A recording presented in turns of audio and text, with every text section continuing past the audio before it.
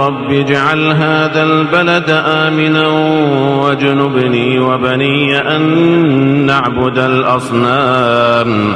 رب إنهن أضللن كثيرا من الناس فمن تبعني فإنه مني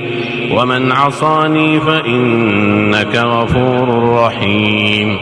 ربنا إني أسكنت من ذريتي بواد غير ذي زرع عند بيتك المحرم ربنا ليقيموا الصلاة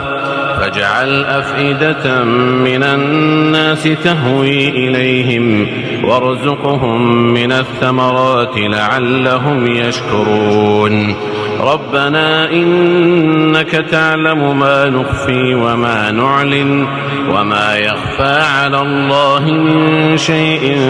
في الأرض ولا في السماء الحمد لله الذي وهب لي على الكبر إسماعيل وإسحاق إن ربي لسميع الدعاء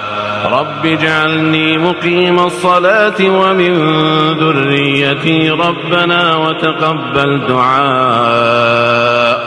ربنا اغفر لي ولوالدي وللمؤمنين يوم يقوم الحساب.